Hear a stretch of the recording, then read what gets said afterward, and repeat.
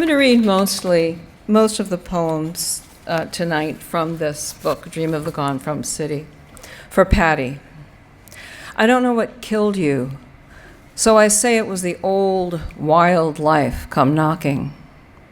I hadn't seen you since Katati, Petaluma, Santa Rosa in skin white as hospital walls, eyes dropped back deep and gone solid. Patty, my absent one.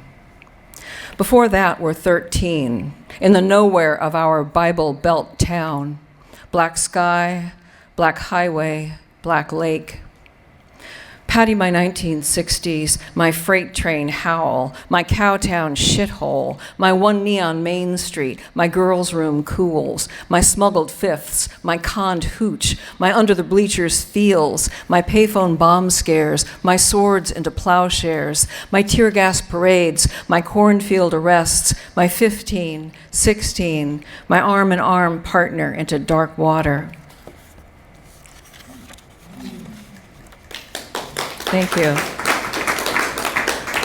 So my mother also died recently at age 95. A lot of my poems are for her. This one is called Evening Song. My mother is short, my mother is bent, my mother is sick of living. My mother is alive, my mother is in pain, my mother is quick, my mother is funny. Mother of multiplied shrinkage, less sight, less hearing, less husband.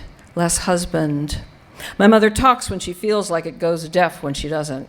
She didn't need to get old to do exactly what she wants. She loves kids, loves babies, loves other people's kids and babies. My mother's still sharp, still hungry, still awake when she's awake. Let's face it, she's a marvel, a maze. I'm amazed that she can still feel marvel at the lilacs, the ducks, at the purple-gray weight of the storm cloud distending. She'd just rather be dead, that's all. She still wants me to visit, to accept gifts, to quit mumbling, to put the milk away, to scratch her back, to go to hell, to come back soon. She's stubborn as a groundhog, as a brown spot, stubborn as a sore that won't heal, and now a second on the left leg, stubborn as a deaf old woman in a white Chevy truck who sees double and keeps driving.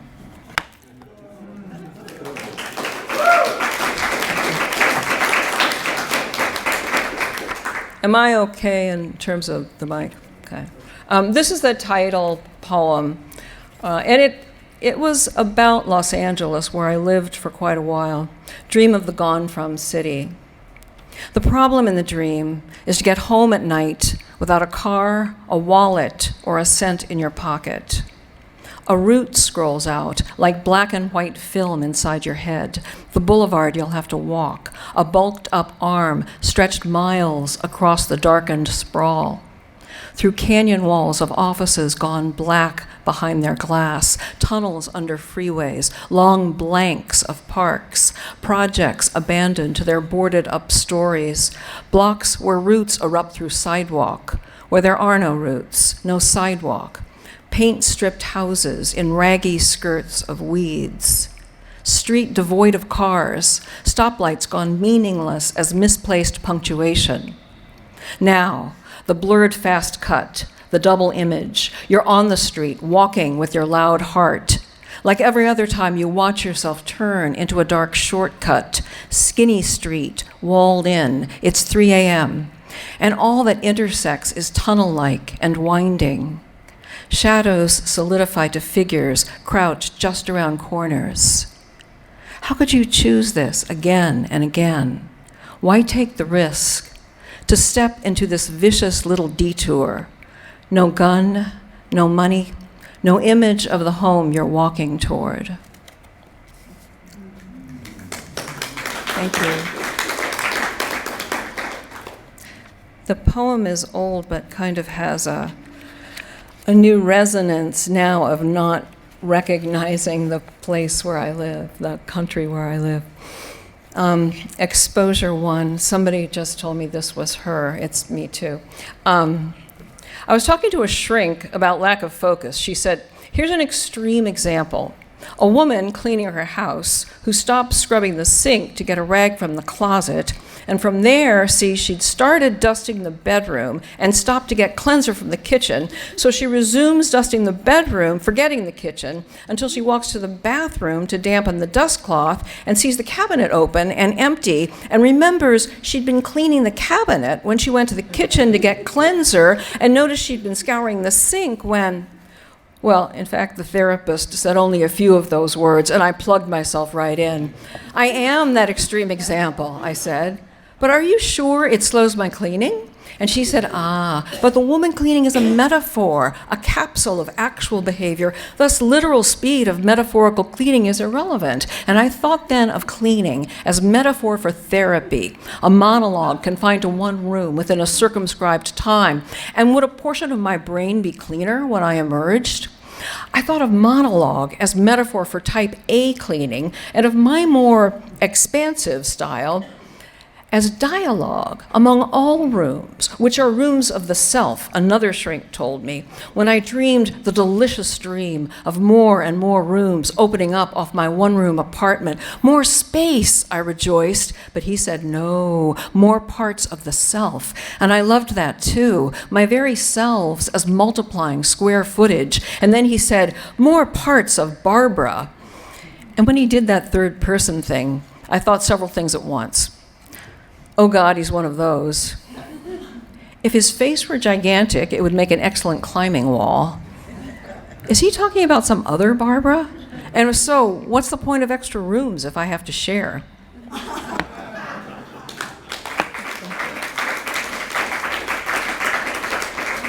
Thank you. The Lost Poem. This has an epigraph from Wisława Szymborska. Why does this written doe bound through these written woods? I'd stuck it in a mental cubbyhole. Then all the cubbyholes filled up with rice and shoes. Maybe this is how it went. I found a pencil with an actual point and looked for paper. The dryer buzzed. I took the clothes out. As I was folding them, the phone rang. I said, hello? Hello? The silence opened like a sheet of paper. Was it a robot or a murderer? There once lived a girl in a Soho loft with hair like a 2-story warehouse. By her phone, she hung a chrome whistle. Who was it that rang and would not speak? Did the numbers he touched become points on her body? The rings and the pauses between them her breathing? And what of the shriek of the whistle? I woke to say, of course. No need to write it down, it's obvious. The poem had a dampness and a list. Or was I sweating in the dream? A movie clings to me for days now. Men with rifles and no masks. The poem did not have all that moonlight and blood. The poem had no horses. The woods below my home are white, their fragile branches lined in ice. The road is neither field nor road. Deer tracks pock the snow as far as I can see. Gunshots from the lower slope. I put the whistle to my lips. The poem lurches through the iced branches.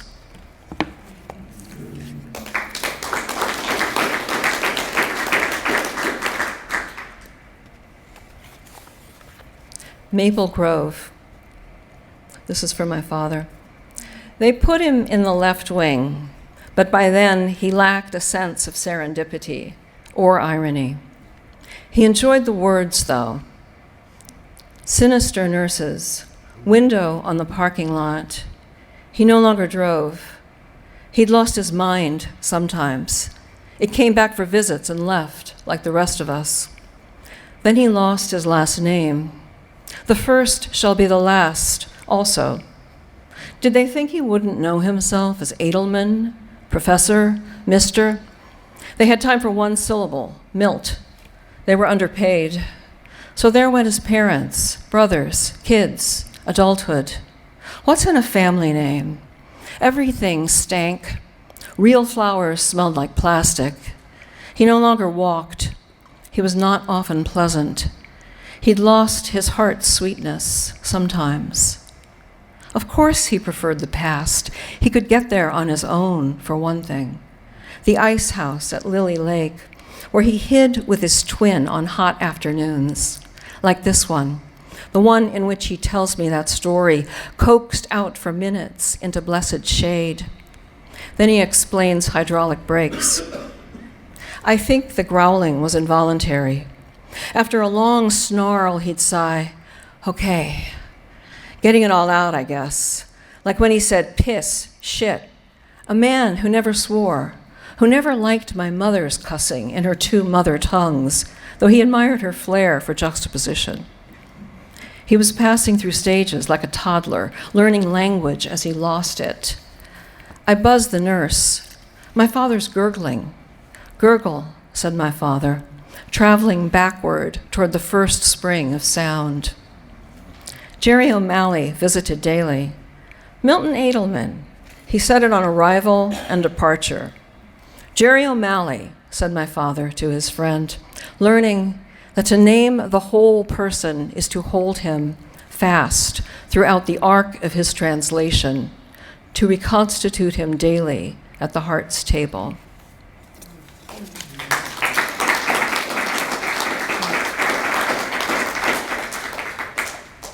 The problem with setting my timer is it takes me so long to read it. Oh, okay. So this one's not from the book. I was mainly thinking about the travel ban in writing this, but I'd also just heard a story about the wren hunt. I don't know if you've ever heard of this, but in Ireland, on St. Stephen's Day, they simulate the hunt of a wren, the little bird. Now they use a fake wren, and the people get dressed up in weird costumes and wicker. And it comes from a pagan ritual, which probably had something to do with a midwinter sacrifice. The wren is called the king of winter because the wren sings all winter. So hearing about this, it just was so strange, this little bird with this beautiful song, these great big guys getting all dressed up. And they used to hunt an actual wren, and they actually nailed it to a branch. So I was thinking about that, and then thinking about the travel ban, and I started reading about birds that migrate between continents. And you may know this, some of the birds that migrate the farthest are tiny. Like they weigh 4 ounces when they start and 3 ounces when they get there. So this is called the intercontinental bird threat. Let us ban the blackpoll warbler then, who drops in to feed along our east coast en route to Nova Scotia from Colombia. It's the size of a fist. Its song so creepily high, not all of us can hear it. It wears a yarmulke.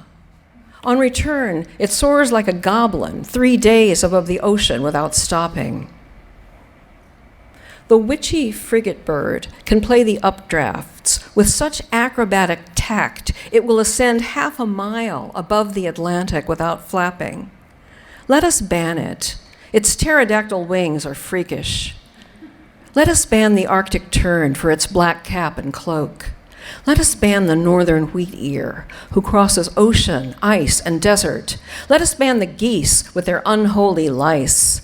Let us ban the bar-tailed godwit, that flying softball, that inflates itself with fat, enlarging its organs, then shrinks them back in flight, feasting as it pumps its wings on its own liver and kidneys, flying 9,000 miles nonstop, Alaska to New Zealand. All that is fantastic, let us ban. Better yet, let us empty the sky. Let us crucify the godwit. Let us bear it on a bier drawn by 4 oxen. Let the godwits be dropped into martyrdom. Let them rain like dark coins. Let their bodies clog the water meadows.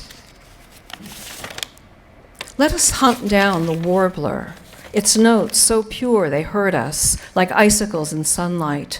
Let us seek it out with drones. Let us roll in the tanks. Let us unmake the warbler, its body the size of a child's hand.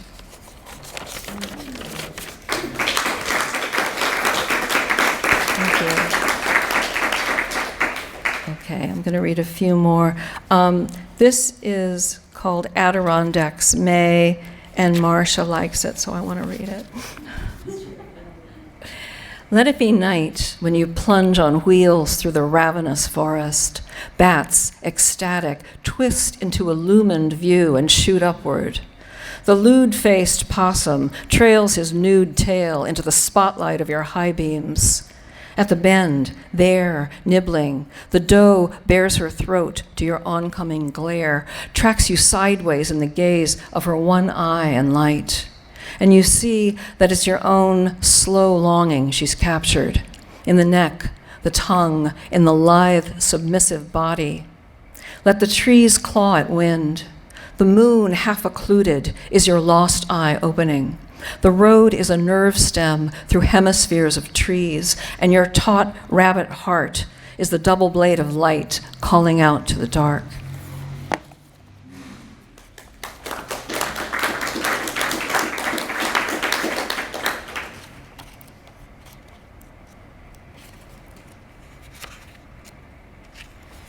This is called This Cold Night Will Turn Us, which is from King Lear. This cold night will turn us all to madmen and fools. My brother is suddenly jobless, impossible. He's the family genius, the physicist, 2 kids bound for college, big house on a lake. He says days are okay, but nights he wakes sweating. It's 25 below in Minnesota. Even the Malamute won't go out. He skis across a lake by day, the week before him, shoreless. In his LinkedIn photo, he looks faded. I can't bear to connect him to the verb network. It has nothing to do with performance, they said. It's salary and age. You cost us too much. You and everyone like you, with your bald heads and metal hips, your long memories, your quaint loyalties. Thank you.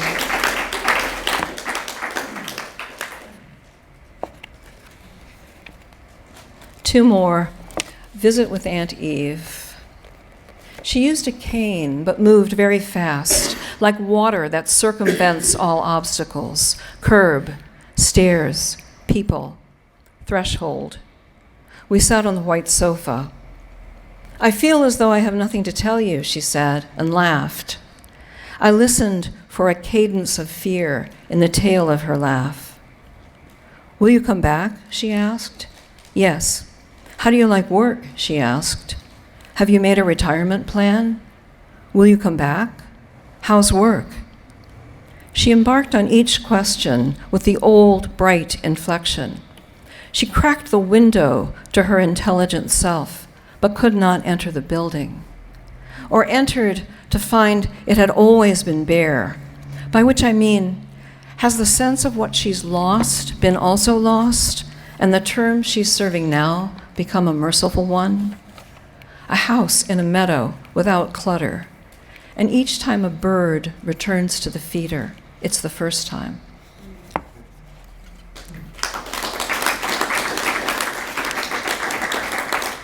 Thanks a lot. Thanks for being such a wonderful audience. This is really an amazing community here. One story from my mother. My timer might go off. That's not my stomach rumbling, it's yours. I didn't say that song reminds me of a truck backing up. That's a thought you created in my voice. I didn't say your shoulders remind me of the Washington Arch, but they do. And the arc inside the square is one story of your body. And your gait reminds me of a truck backing up. And the red spot on your leg reminds me of a helium balloon I let go of in the St. Louis Railroad station. I was 4. It rose to the top of the dome and stuck there like a ladybug. I read on the wall of an underpass, memory is a divided tree. I remember words that floated through the dome of the station. I remember walking out without my red balloon into the slurry and the slush and seeing that a city is a field of moving legs where cars and buses rumble, as my stomach has been rumbling, as your thoughts have rumbled quietly in others' voices. Your thoughts are wonderful and many-colored. They've traveled like hot air balloons through all the years you've lived. Your voice is a divided tree. I've stood between its whole trunks, listening, roots to darkened sky. Thanks very much.